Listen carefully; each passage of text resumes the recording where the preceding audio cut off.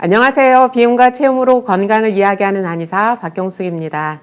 제가 최근 일주일 동안 비슷한 이야기를 3번 들은 이야기가 있어요. 그것은 몸이 많이 마르고 체력적으로 좀 힘들었던 분인데, 그런데 땀을 흘리고 나면 너무 기운이 없어서 이렇게 누워야 될 정도로 힘이 없다, 이런 말씀을 하셨어요. 그러니까 운동을 열심히 하면 근육량도 늘어나고 건강에 좋다 해서 막 열심히 이제 운동을 했는데, 운동을 할 때 좀 더 몸을 따뜻하게 하려고, 체온을 높이려고 이제 땀복이라고 하나요? 네, 그런 옷을 입고 막 열심히 운동을 하다 보면 땀이 많이 나고 이러면서 몸이 더 힘들어지더라는 거예요. 그리고 체온을 높이려고 운동을 했는데 땀을 흘리고 나니 체온은 더 떨어지고 이런 어려움이 있었다, 이제 이런 말씀을 하셨는데요. 자, 땀을 흘리는 것이 좋은 사람이 있고 또 땀을 흘리면 오히려 몸에 해로운 사람이 있다는 사실, 이런 부분들에 대해서 오늘 제가 과학적으로 한번 같이 이해해 보는 시간 가져보려고 합니다.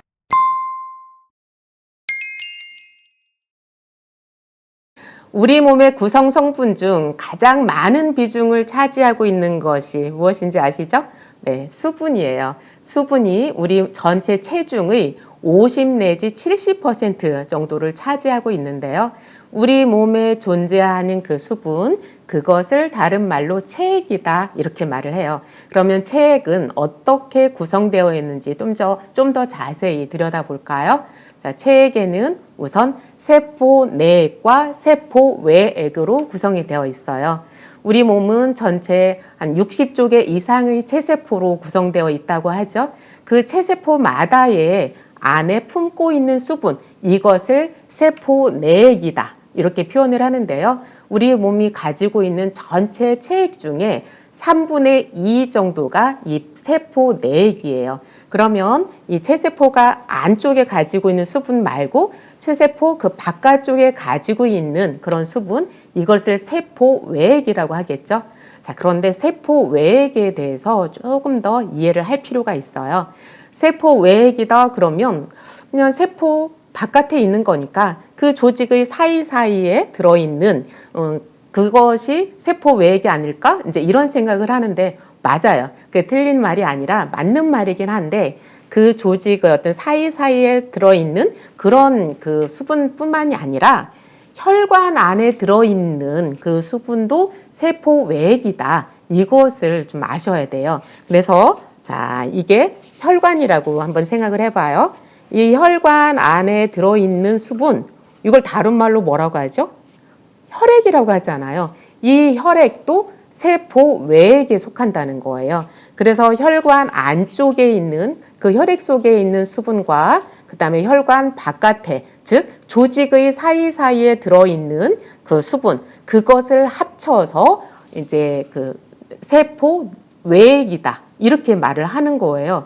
그러니까 조직 사이사이에 끼어 있는 수분, 이렇게 했을 때는 왠지 막 몸에 붓기를 조장하고 이렇게 이제 순환이 안 되게 하고 막 이런 역할을 할 것 같은데, 자, 혈액이 세포 외액이다, 그리고 이제 조직 사이에 있는 그 수분도 세포 외액이다, 이렇게 했을 때 세포 외액이 어떤 역할을 하는지 이것을 이해를 해야 되는데요.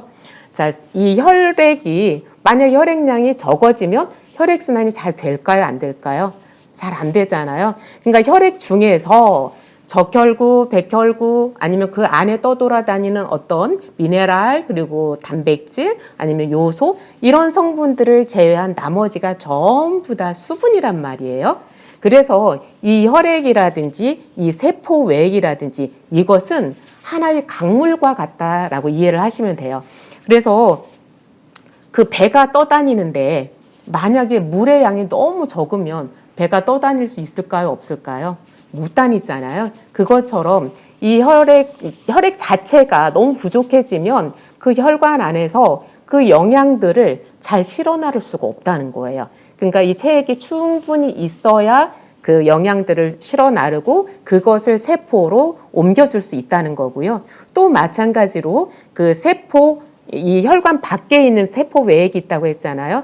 이 세포 외액이 적당량 있어야 그 세포에서 어떤 대사 과정을 거치고 나서 나오는 이산화탄소라든지 어떤 독성 물질이라든지 이것을 받아서 다시 혈관으로 들여보낼 수 있고, 그러니까 혈관 내에 있는 거는 영양을 실어 나르면서 이렇게 이제 세포로 밖으로 보내주고, 또 세포 외액에서도 이 혈관에서 받은 영양 물질을 세포로 전달해 주는 기능도 있고, 또 세포에서 받은 뭐라고 하죠? 부산물이라고 해야 되나요? 그런 것들을 다시 혈관으로 옮겨서 이제 이동시키는 그런 역할도 하게 되는 거고요. 즉, 혈관 안에 있는 그 수분 혈액과 세포 사이에 있는 그걸 세포 사이에 있다 해서 간질액이라고 하거든요. 이제 이 수분이라는 것은 우리 몸의 영양과 노폐물을 서로 교환을 할 수 있게 만들어주는 그런 역할을 한다. 그런 면에서 중요하다. 이렇게 이해를 하셔야 돼요. 그래서 세포 내액만 중요한 것이 아니라 세포 외액도 일정한 비율로 유지를 해야 된다. 이런 말씀을 드리는데요. 그래서 세포 내액은 전체 체중의 한 40% 정도, 그리고 세포 외액은 전체 체중의 한 20% 정도, 이 정도를 유지하는 게 가장 바람직한 상태다. 이렇게 이해를 하시면 돼요. 자, 우리 몸에 가지고 있는 수분을 체액이라고 한다. 그리고 체액은 세포 내액과 세포 외액을 가지고 있다.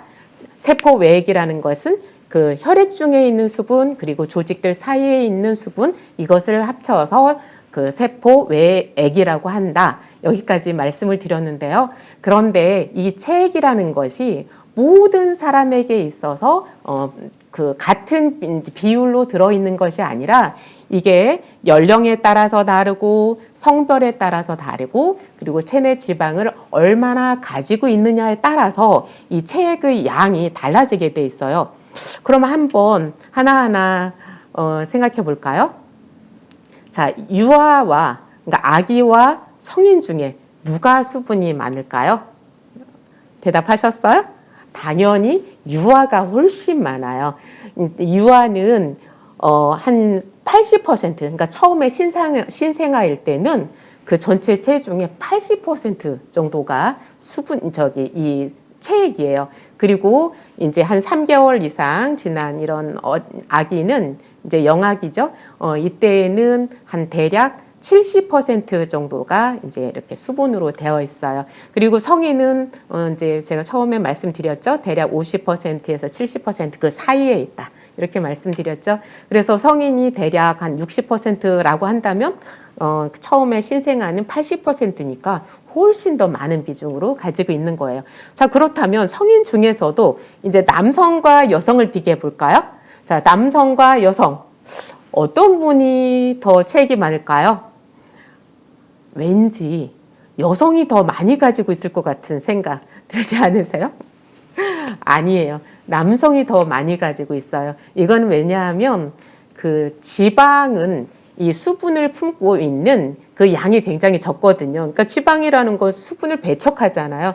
그런데 남성과 여성을 비교했을 때는 여성이 지방 조직이 훨씬 더 발달했다고 해야 되나요? 어쨌든 지방이 훨씬 많잖아요. 그래서 비슷한 체중에 비슷한 조건의 여성과 남성을 비교한다면 남성이 그 체액량이 더 많아요.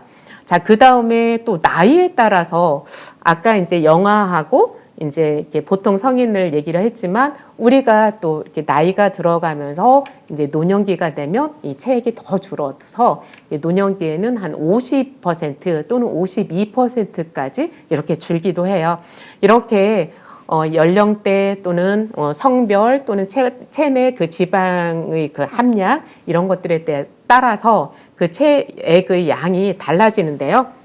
이렇게 영유아기에는 그 체액의 비중이 성인에 비해서 한 20% 이상 많다고 했는데요. 그 체액 중에서도 특히 세포 외액의 양이 이제 많은 것으로 이해를 해야 돼요.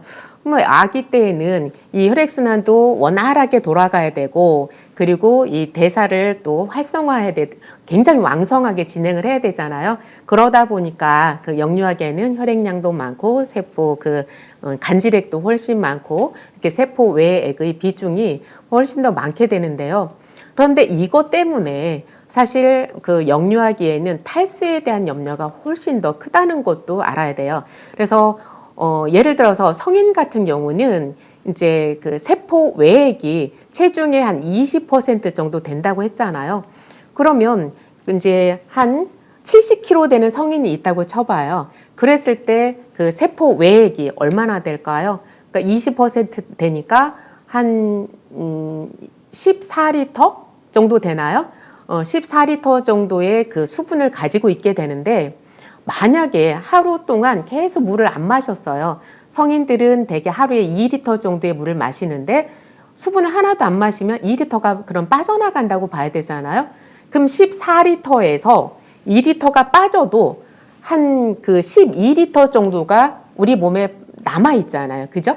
14리터에서 2리터가 빠져나가고 나면 12리터가 남아 있어요. 그런데 아기 같은 경우 한 10kg 되는 아기가 있다고 쳐봐요.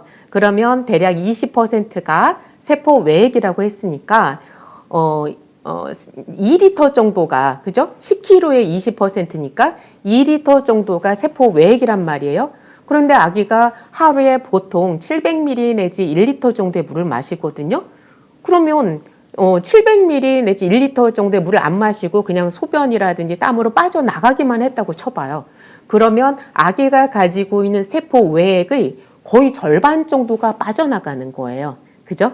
그래서 똑같이 하루 동안 물을 못 마셔도 성인은 가지고 있는 전체적인 그 체액이 많기 때문에 탈수 현상이 올 염려가 적은데, 아기 같은 경우에는 이 전체적으로 가지고 있는 체액의 양이 적기 때문에 이 탈수 증상이 오기가 쉽다는 거예요. 그래서 성인보다도 그 아기 또는 어린이들 이럴 경우에는 그 수분을 꾸준히 이렇게 마실 수 있도록 그걸 챙겨주는 이제 그런 것들 잊지 말아야 돼요. 그 특히나 이제 고열에 시달린다든지 이럴 때는, 그러니까 감기가 걸렸다든지 이럴 때 그 물을 자주 마시게 하는 것에 특별히 더 신경을 써야 되는데요. 자, 그 외에도 제가 아기와 이제 성인을 비교를 했는데, 그럼 같은 성인이라 하더라도 많이 말라 있는 경우를 한번 생각해 볼게요. 자, 마른 분들은 예를 들어서 이제 저한테 오시는 분들은 심한 저체중 환자분도 많이 오시는데 한 40kg가 나간다고 생각을 해봐요.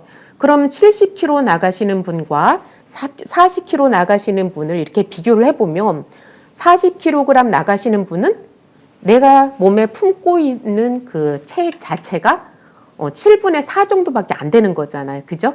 거의 성인의 절반 정도밖에 안 된다라는 거예요. 그러니까 같은 성인이라도 정상적인 그 체중을 가지고 있는 분에 비해서 대략 한 절반 정도밖에 안 되는 그런 체액을 가지고 있는 거예요.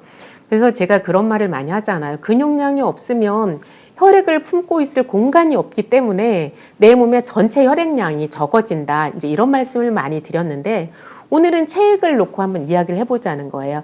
내 몸의 전체 가지고 있는 그 체액 자체가 다른 사람보다 한 절반 또는 그러니까 50% 내지는 60% 정도밖에 안 가지고 있단 말이에요. 그러다 보니 내가 어떤 영양을 이제 먹어서 흡수했다 하더라도 그걸 잘 운반을 하지 못하고, 그리고 몸에 노폐물이 생기기 쉬운 이제 그런 환경도 있고, 그리고 이 세포들 사이에다가 이제 세포마다의 그 수분을 또는 혈액을, 영양을 충분히 공급하기가 힘들어진다. 이제 이렇게 보시면 되는 거예요. 자, 우리 몸의 장기들마다 이 그 체액을 품는 그 양이 있는데요.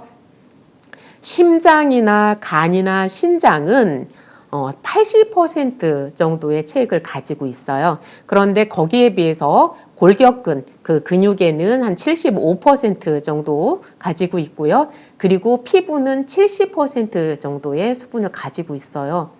한번 여기에서 유추를 해보자고요. 우리가 평소에 피부가 막 이렇게 거칠거칠하고 말라있고 그리고 막 허옇게 일어나고 이런 현상들이 있잖아요. 그럼 피부가 이렇게 거칠게 일어나는데 근육 사이에는 수분이 많을까? 수분이라는 것은 제가 아까 그 혈액 자체도 그 세포 외액, 체액에 속하는 거잖아요. 혈액도 그냥 수분에다 포함시켜서 얘기하자는 거예요. 자, 피부가 건조하고 하얀 가루가 일어나고 이런 상태에서 근육에는 혈액량을 충분히 품고 있을까? 수분이 많을까? 또 아까 심장, 폐, 폐가 아니라 이제 심장하고 간, 신장 이런 데는 80% 정도의 수분을 가지고 있어야 된다고 했는데, 그런데 피부가 건조한 분들은 그럼 심장하고 간에도 혈액량 자체가 줄어들 수밖에 없다는 거죠. 그죠? 자, 그래서 이렇게 많이 말라 있다 보면 마른 상태를 계속 이제 지속하다 보면 어느 순간에 갑자기 막 심장이 두근두근 거리고 이렇게 또 숨이 차다든지 불안해진다든지 이런 증상이 오기도 하고, 그리고 얼굴빛이 누렇게 되면서 소화도 안 되고, 그러니까 소화가 안 되는 것이 소화 효소가 부족해서 그렇기도 하지만 간 기능이 떨어질 때에도 소화가 잘 안 된다. 제가 이런 말씀을 많이 드리잖아요. 자, 그것처럼 우리 몸에 이렇게 수분이 부족해지면 간이라든지 심장이라든지 폐라든지 신장 이런 주요 장기들 기능까지도 떨어질 수밖에 없다. 이제 이런 말씀을 드리는 거예요. 자, 그렇다면 우리 몸에서 이제 수액대사와 관련해서 이제 이 수액을 어디서 많이 저장하고 있느냐, 이제 이런 것들을 살펴보았는데, 그러면 우리 몸에서 수분을 내보내는 그런 역할을 하는 곳은 어디가 있을까요? 가장 크게는 소변이 있을 거고요. 그리고 대변이 있고 땀이 있어요. 그죠? 그런데 소변, 대변, 땀 말고도 사실은 우리가 호흡을 하는 과정, 즉 숨을 쉬고 이 피부에서 내가 느끼지 못하게 빠져나가는 그 수분이 하루에 1리터 정도 돼요. 그래서 이것은 느끼지 못하는 사이에 이제 일어나는 그 수분 손실인데요. 이렇게 호흡을 통해서 피부를 통해서 꾸준히 이 수분이 빠져나가고 있기 때문에 내가 소변을 적게 본다 또는 땀을 적게 흘린다 해도 우리는 수분을 늘 보충을 해야 된다. 이제 이런 건데요. 자, 그러면 어쨌든 이렇게 자연적으로 소실되는 그런 수분이 있고요. 그 외에는 이제 대변을 통해서 빠져나가는 게 있고 땀, 뭐니 해도 가장 많이 빠져나가는 것은 소변이에요. 그래서 체액이 너무 많아서 이제 혈압이 높아졌다 이럴 때는 그 이뇨제를 통해서 혈압을 조절하기도 하고, 그리고 몸에 이제 부종이 심하다 그러면 주로 이뇨제를 써서 이제 이렇게 수분을 체외로 빼내곤 하죠. 자, 이렇게 수분을 너무 과다하게 있을 때 이제 그 밖으로 빼내는 것이 소변이다. 그러면 우리 몸에 수분이 부족하다? 그럼 내 몸에서는 이제 항인효 호르몬이 이제 작동을 하죠. 그래서 소변이 좀 잘 안 나가게 이제 이런 조절 작용이 일어나는 거죠. 근데 제가 예전에 몸이 굉장히 안 좋을 때 한의대에 들어가서 이제 1학년 그 무렵이었었는데요. 그때 몸도 굉장히 많이 이렇게 이제 마르고 그러면서 소변은 그냥 막 줄줄줄줄 나오는 거예요. 근데 몸이 그때 많이 안 좋아서 밥은 거의 먹지도 못하는데 소변만 막 계속 그 맑은 소변이 막 끊임없이 도대체 물을 마시지도 않는데 어디서 이렇게 소변이 나가지? 이런 생각을 할 정도로 이렇게 소변이 나가더라고요. 그러니까 이것은 정상적이지 않고 굉장히 병리적인 상태인 거죠. 제가 이런 얘기를 왜 하냐면 내가 물을 많이 마시는 것도 아니고 몸이 부어있지도 않은데 소변이 이렇게 너무 많이 나간다 싶으면 그럴 때는 이제 병원에 가셔서 검사를 해보시는 것이 좋고요. 자, 어쨌든 우리 몸에서 이렇게 체액대사와 관련해서 과부족을 조절하는 가장 큰 부분은 소변이다. 이제 그래서 소변이 너무 많이 나온다, 아니면 부어 있는데도 소변이 잘 안 나온다, 이럴 때는 이제 적절한 치료를 받으셔야 되는 거고요. 자, 오늘은 제가 땀 이야기로 시작을 했었어요. 자, 그렇다면 이제 다 이해가 되셨을 것 같아요. 내가 많이 말라 있는 상태인데 운동을 막 열심히 하다 보니까, 아니면 전 온열 치료를 너무 뜨겁게 해서 땀을 흘리고 나면, 그러니까 체온을 올리려고 운동을 하고 온열 치료를 했는데 근데 땀을 흘리고 나니까 몸이 너무 힘들어서 이렇게 깔아지고, 그리고 이제 또 이렇게 땀을 오히려 몸이 이렇게 싸늘해진다고 해야 되나요? 그런 거 있잖아요. 그래서 그럴 때 땀이라는 것이 수분만 배출하는 것이 아니라 그 수분 배출과 함께 그 열을 뺏긴다는 걸 아셔야 돼요. 그래서 우리가 열이 날 때, 그리고 더운 여름에 땀을 흘리고 나면 몸이 좀 시원해지잖아요. 그죠? 그 땀과 함께 이렇게 체온도 나가기 때문에, 그래서 이제 좀 추위를 탈 수 있는 거예요. 자, 그렇다면 마른 분들은 자, 땀을 흘리는 게 좋을까요? 안 좋을까요? 당연히 안 좋다예요. 그래서 내 몸에 체액이 좀 부족한 상황이다 하시는 분들은 온열 치료를 하더라도 너무 뜨겁게 해서 막 땀을 나게 그렇게 하지 마시고요. 그냥 땀이 날까 말까 할 때, 그러니까 몸이 살짝 촉촉해질까 말까 할 때 그때 멈추는 게 좋으세요. 그래서 찜질방 막 이렇게 뭐 70도, 80도 해놓고 하는 데 있잖아요. 그런 데라든지 이런 건식 사우나 너무 높은 온도에 들어가는 거 이런 것들은 피하시고 제가 이제 근적외선 온열요법이라든지 정확하게는 온열요법보다 이제 빈요법인 거죠. 이제 근적외선이라든지 아니면 이제 630나노미터 정도의 이제 붉은빛 이런 얘기를 많이 하는데요. 그런 좀 낮은 온도이면서 내 몸을 따뜻하게 할 수 있는 것. 그러니까 근적외선이라든지 적색광선이라든지 이런 것들이 내 몸에 이렇게 쪼였을 때, 밖으로 만졌을 땐 그렇게 뜨겁지 않은데 그냥 계속 이렇게 쪼이고 있으면 서서히 몸 안에서 열을 일으키면서 기분 좋은 상태, 그 정도까지 이렇게 몸을 데펴주게 되어 있거든요. 이제 그 정도가 좋으실 것 같고요. 그러니까 만약에 어떤 도움을 받고자 한다면 그렇게 하시면 된다는 거고, 그다음에 햇볕을 쪼일 때에도 마찬가지로 여름철에 너무 뜨거운 데에서 오랫동안 누워있으면 뭐 화상을 입잖아요. 그러니까 그 정도가 아니라 늘 적당한 선에서 몸이 따뜻해진다 하는 그 선에서 이제 멈추시는 게 좋고요. 운동을 하더라도 마찬가지로 땀이 날까 말까 하는 그 정도 선에서 이렇게 끝내는 게 좋고요. 그래서 집에서 이렇게 막 너무 오래 걷거나 오래 달리거나 이제 이런 운동보다는 이제 근력 운동을 위주로 하면서 잠시 쉬었다가 또 하고 쉬었다가 또 하고 이렇게 반복적으로 하는 그런 운동이 좋다고 할 수 있겠어요. 자, 오늘 제가 땀을 어떤 사람은 많이 흘리는 게 좋냐, 그리고 어떤 사람은 흘리지 않는 게 좋냐 이제 말씀을 드렸는데 이제 평소에 이렇게 체액이 너무 많고, 그죠? 체액이 많고, 이제 부종이 있고, 이런 분들은 이제 체액 분비가 잘 될 수 있도록 좀 땀을 흘려주고, 이제 소변도 시원하게 많이 보고, 이러는 게 좋겠고요. 그리고 이제 근육량도 적고, 피부가 거칠고, 기본적으로 내가 가지고 있는 체액량이 좀 적으신 분들은 땀을 안 흘리거나 아니면 적게 흘리는, 그죠? 흘릴까 말까 그 정도에서 멈추는 게 좋다. 여기까지 정리해 드렸습니다. 오늘 함께 해주셔서 감사하고요. 다음 시간에 또 뵙겠습니다.